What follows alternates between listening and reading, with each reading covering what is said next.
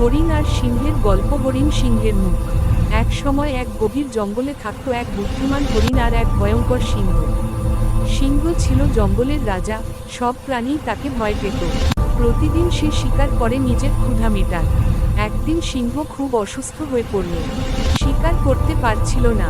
ক্ষুধায় কাতর হয়ে সে জঙ্গলের প্রাণীদের ডাক পাঠালো, যে তার কাছে আসবে তাকেই সে খাবে। সব প্রাণী ভয়ে লুকিয়ে পড়ল। কিন্তু বুদ্ধিমান হরিণ ভাবল, বুদ্ধি দিয়ে বিপদ সামলাতে হবে। সেই সিংহের গুহার সামনে গিয়ে বলল, মহারাজ, আমি দেরিতে এসেছি কারণ পথে আরেকটা সিংহ বলছিল সেই নাকি আসল রাজা।